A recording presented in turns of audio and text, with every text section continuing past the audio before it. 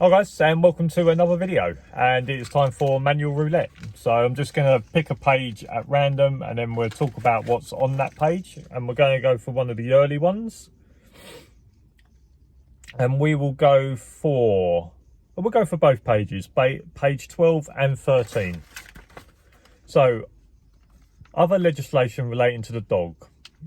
There is of course other legislation that you must consider when you are in charge, have responsibility of a dog, especially the Dogs Act 1906, with regard to the dog injuring cattle or straying, the Animal Welfare Act 2006, dealing with cruelty and welfare.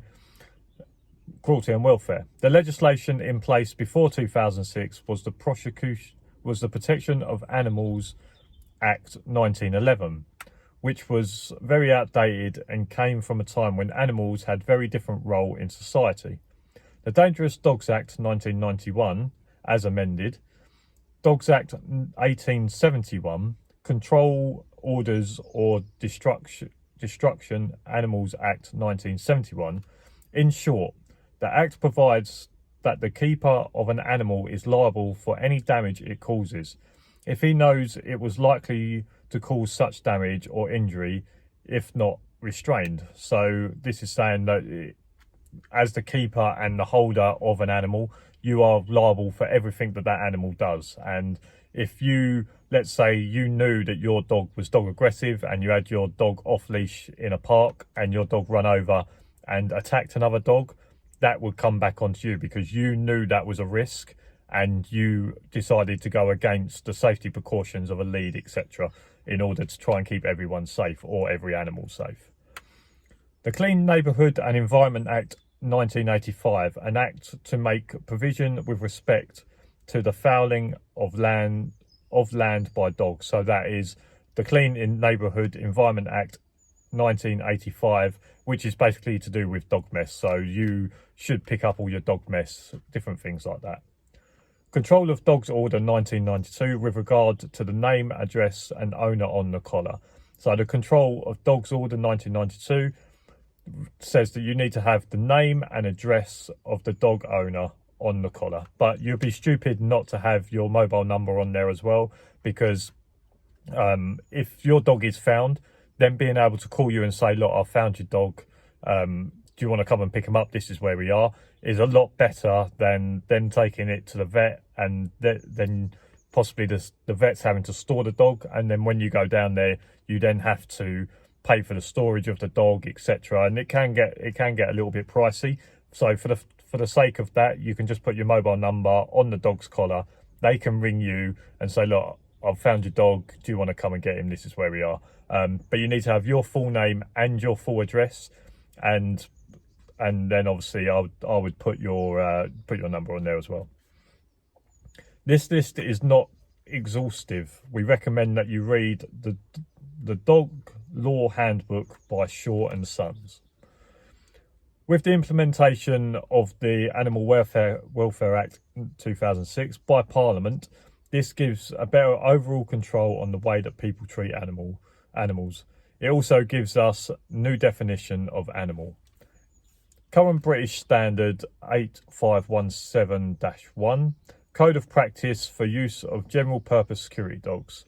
There is also a British standard for which the NASDO Code of Practice was used as a basis in its development. The standard of BS 8517 Part 1 is for the GP dogs and Part 2 is for the detection search dogs.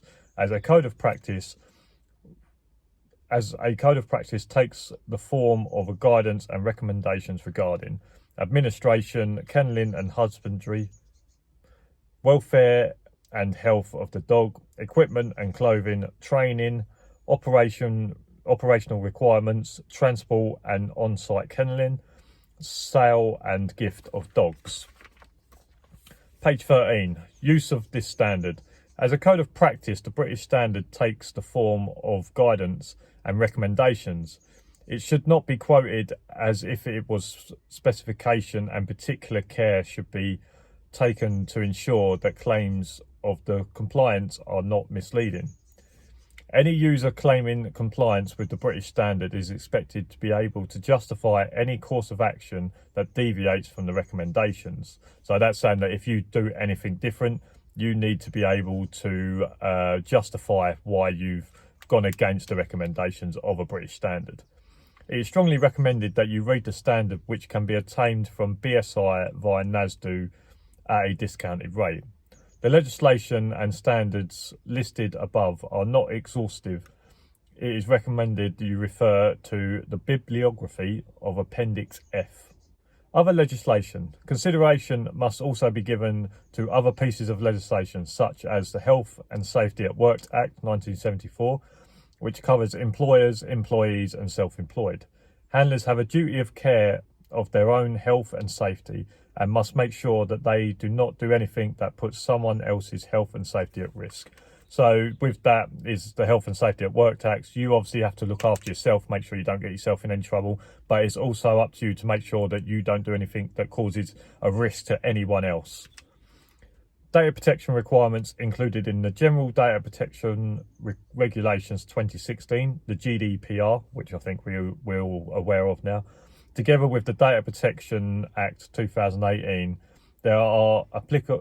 these are applicable to you if you are storing and processing personal data, for which you have the obligation to register with the Information Commissioner's Office. If you experience a breach, you must notify the ICO. So that is pages 12 and 13. That's just a little bit about legislations. Hopefully you got something out of that and maybe you learned something. That is page 12 and 13 of the handler manual. If you like this video, make sure you give it a thumbs up. Subscribe down below for loads more videos. And as for now, I'll see you again next time. Cheers for watching. See you later.